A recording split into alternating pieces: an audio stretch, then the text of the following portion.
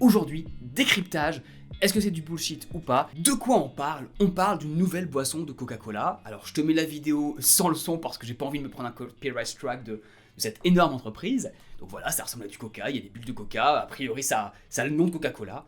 Pourquoi est-ce que c'est aussi important? Pourquoi est-ce qu'on va en parler aujourd'hui dans cette vidéo sur cette chaîne? C'est parce que dans cette vidéo, il y a un détail ici. Hop, on va l'arrêter. Co-created with artificial intelligence. La boisson a été co-créée avec de l'intelligence artificielle et ils se sont empressés de le dire en veux-tu en voilà. Voici une création Coca-Cola, la flavor du futur, c'est-à-dire le goût du futur. On va même regarder un post de Robert Priest. Alors s'il vous plaît, allez pas le contacter les gars, hein, c'est un general manager, donc un grand ponte, un grand directeur de Coca-Cola au Australie, Asie. Et il nous dit, le futur est arrivé, nous avons lancé Coca-Cola, année 3000, zéro sucre, avec notre nouvelle édition limitée, super sympathique, super cool, avec, et c'est ça qui est important, créée avec des inputs à la fois de l'intelligence artificielle et d'insight d'humain, c'est-à-dire de retour d'humain réel. C'est la première fois qu'en Australie, nous faisons un lancement de produit avec de l'intelligence artificielle, etc., etc.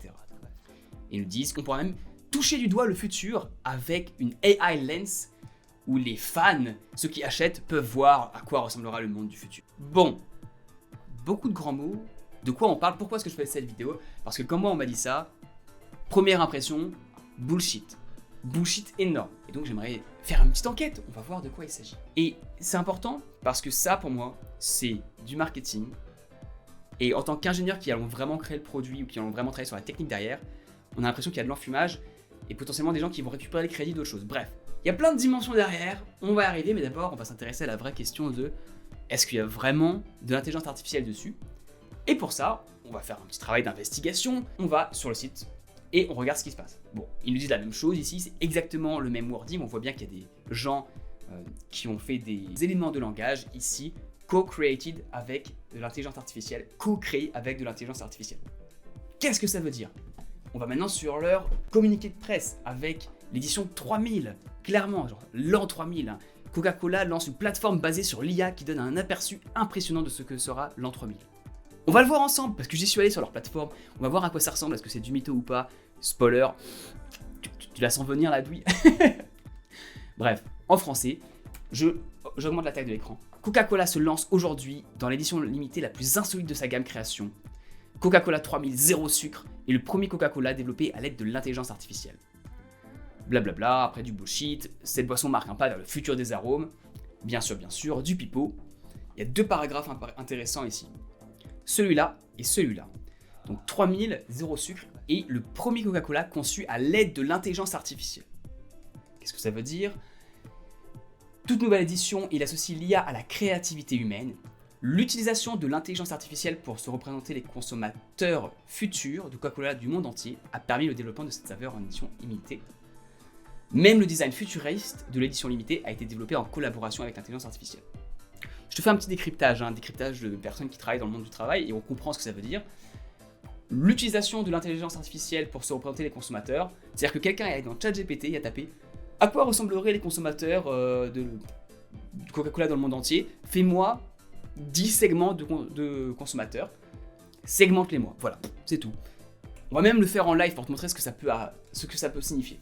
Voilà, on demande à ChatGPT de nous faire 5 segments de consommateurs pour Coca-Cola. Et là, on est parti. Timelapse. Et voici 5 segments de consommateurs, la génération Z écolo, les foodies innovants, les sportifs urbains, les digital nomades et les parents modernes. Alors on va juste lire pour le fun la première. Génération Z écolo, jeune entre 16 et 25 ans, très sensible aux enjeux environnementaux et sociaux, recherche de produits durables, éco-conçus ayant un faible impact carbone. C'est pas très compliqué, mais en vrai, tu es dans l'équipe marketing de Coca-Cola, tu fais juste ce genre de recherche et tu peux dire maintenant, ça y est, le premier Coca-Cola a été développé à l'aide de l'intelligence artificielle. Et l'utilisation de l'intelligence artificielle a été faite pour se représenter les consommateurs futurs. Super. Surtout, pourquoi je dis super comme ça? Parce que d'un point de vue ingénieur, d'un point de vue technique, c'est hyper simple. Il suffit juste de faire une requête dans ChatGPT, la version 4, la payante, parce que comme ça, elle donne des meilleurs résultats. Et on peut dire ça. Et on va voir que c'est un impact, et c'est pour ça que ça me touche un peu, c'est pour ça que je fais l'enquête. continuons juste pour voir la dernière phrase sur l'IA. Même le design futuriste de l'édition limitée a été développé en collaboration avec l'intelligence artificielle.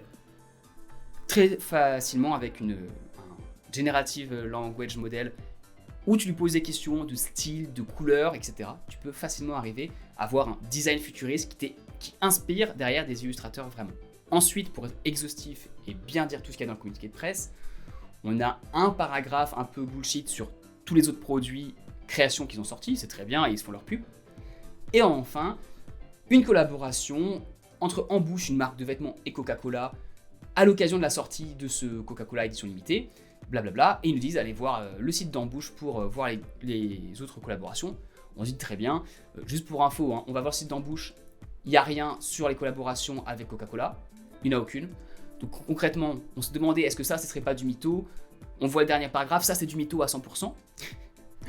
Donc on peut quand même douter de la validité déjà du truc au-dessus. Dernier élément qu'on va aller voir, en scannant la canette Coca-Cola, tu peux découvrir une vision personnalisée de l'avenir grâce à l'objectif de l'IA 3000.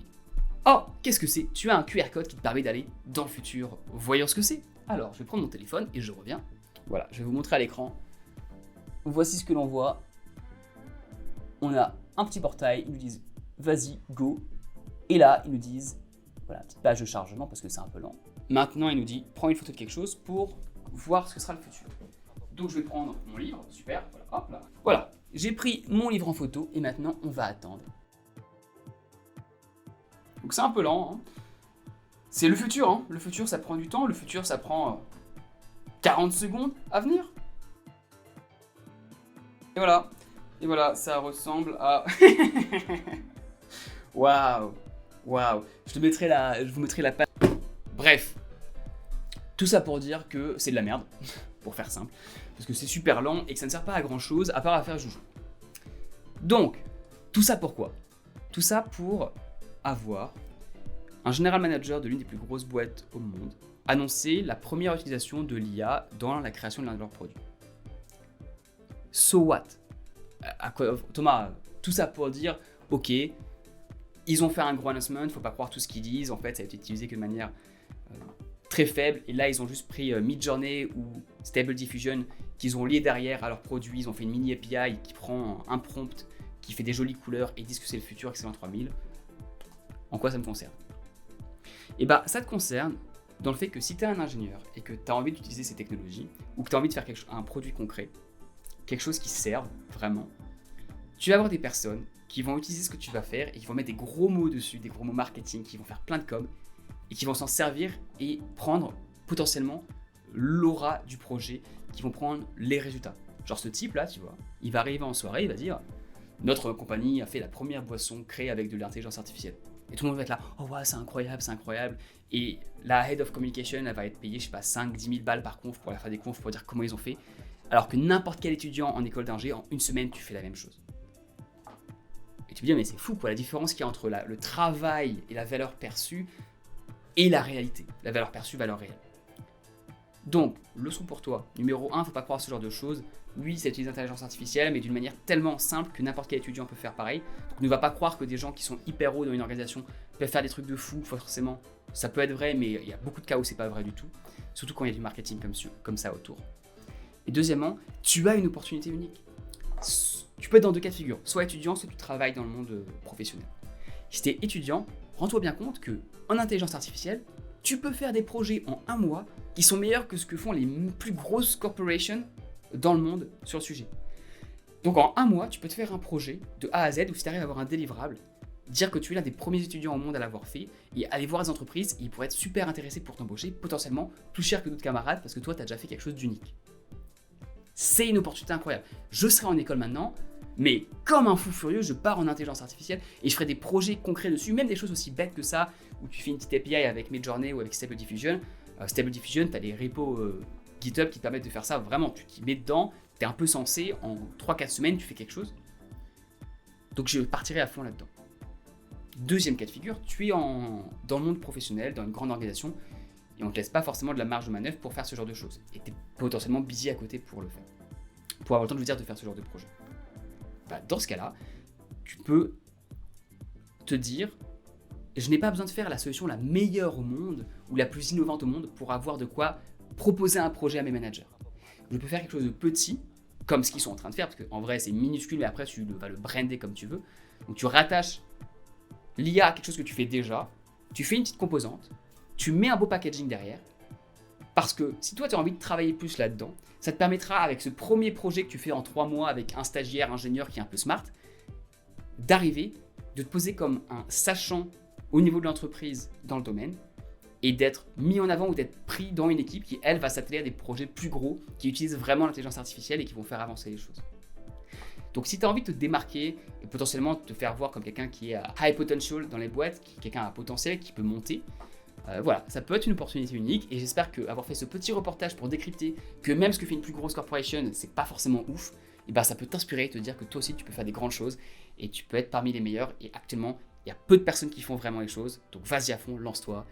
Pour conclure, le futur, il appartient à ceux qui font. Je te retrouve sur l'une de mes prochaines vidéos qui s'affiche à l'écran. Merci beaucoup d'avoir regardé. À bientôt, excellente journée à toi. Bye bye.